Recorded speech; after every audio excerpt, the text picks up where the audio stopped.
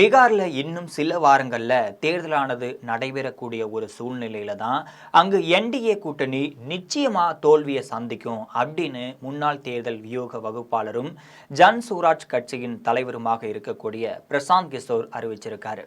குறிப்பாக அம்மாநில முதல்வர் நிதிஷ்குமார் தலைமையிலான ஜேடியு கட்சிக்கு வெறும் 25 தொகுதிகள் மட்டுமே கிடைக்கும்னு சொல்லியிருக்காரு. பீகார் மாநிலத்தில் நிதிஷ்குமார் தலைமையிலான தேசிய ஜனநாயக கூட்டணி ஆட்சியில இருந்துட்டு வருது. அங்கு ஆர்ஜேடி காங்கிரஸ் கூட்டணி அவர்களுக்கு எதிராக களமிறங்க இருக்கு. பீகார்ல எப்போதுமே இந்த இரு கூட்டணிக்கு இடையே தான் போட்டியானது இருந்துட்டு வருது. இப்போது அங்கு புதிதாக பிரசாந்த் கிஷோரின் ஜன் சூராஜ் கட்சியும் போட்டியிடுகிறது. இதனால இந்த முறை அங்கு மும்முனை போட்டியானது ஏற்பட இருக்கு. தேர்தல் நடைபெற சில வாரங்கள் மட்டுமே இருக்கக்கூடிய ஒரு சூழ்நிலையில தான் எல்லா கட்சிகளுமே தீவிர பிரச்சாரத்துல இறங்கி இருக்காங்க. பொதுமக்களை கவரும் வகையில தான் பல்வேறு வாக்குறுதிகளையும் அளிச்சிட்டு வராங்க. இதற்கிடையே பீகார்ல ஆளக்கூடிய தேசிய என்டிஏ கூட்டணி நிச்சயமா தோல்வியை சந்திக்கும் அப்படின்னு பிரசாந்த் கிஷோர் சொல்லியிருக்காரு. குறிப்பாக சொல்ல வேண்டுமென்றால் நிதிஷ்குமார் தலைமையிலான ஐக்கிய ஜனதா தளம் கட்சி 25 இடங்களை கூட பெறுவது கடினம் என்றும் தெரிவிச்சிருக்காரு. அவர் மேலும் என்ன சொல்லியிருக்காருன்னு பார்த்தீங்கன்னா, என்டிஏ அரசு தோல்வியின் பாதையில் இருக்கிறது. நிச்சயமாக சொல்கிறேன், நிதிஷ்குமார் மீண்டும் முதல்வராக வரமாட்டார். அவரது கட்சி 25 இடங்களில் கூட வெற்றி பெறாதுன்னு உறுதியாகவே சொல்லியிருக்காரு. கடந்த சட்டசபை தேர்தலில் சிராக் பாஸ்வான் கூட்டணியில இருந்து வெளியேறுவதாக நாடகமும் நடத்தியிருக்காரு. நிதிஷ்குமாரின் கட்சி வேட்பாளர்களுக்கு எதிராக வேட்பாளர்களையும் நிறுத்தியிருக்காரு.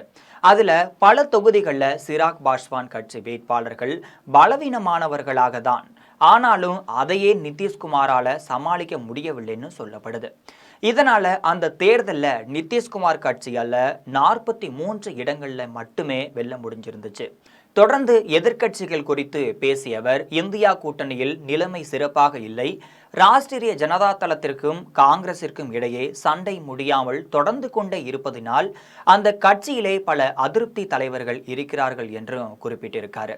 இந்த தேர்தலில் பிரசாந்த் கிஷோர் கட்சி பணிகளில் கவனம் செலுத்தும் விதம்தான் இந்த தேர்தலில் போட்டியிட போவதில்லை எனவும் அறிவிச்சிருக்காரு. பீகார்ல மொத்தமாகவே 243 இடங்கள் இருக்கின்றனர். அங்கு வரக்கூடிய நவம்பர் 6 மற்றும் 11 என இரு கட்டங்களாக வாக்குப்பதிவு நடைபெற்று தேர்தல் முடிவுகள் வரும் நவம்பர் 14ஆம் தேதியன்று அறிவிக்கப்பட இருக்கிறது. பீகார்ல தனது ஜன் சூராஜ் கட்சி ஆட்சிக்கு வந்தால் அடுத்த 1 மணி நேரத்தில் நடைமுறையில் இருக்கக்கூடிய மதுவிலக்கு ரத்து செய்யப்படும் என்று தேர்தல் வியூக வகுப்பாளராக இருந்து அரசியல்வாதியாக மாறி இருக்கக்கூடிய பிரசாந்த் கிஷோர் தெரிவிச்சிருக்காரு. கடந்த 2 வருடங்களாக நாங்கள் தயாராகி வருகிறோம். பீகாரில் அடுத்து ஜன் சூராஜ் ஆட்சிக்கு வந்தால் அடுத்த 1 மணி நேரத்தில் மதுவிலக்கை ரத்து செய்வோம் என்று சொல்லியிருக்காங்க. அதனால பெண்களின் வாக்கு வங்கியை நான் இழந்தாலும் கவலை கிடையாது. நான் தொடர்ந்து மதுவிலக்கை தடை செய்வதை பற்றி பேசிக்கொண்டேதான் இருப்பேன்னு சொல்லியிருக்காரு. அது பீகாரின் நலனுக்கு நல்லது கிடையாது.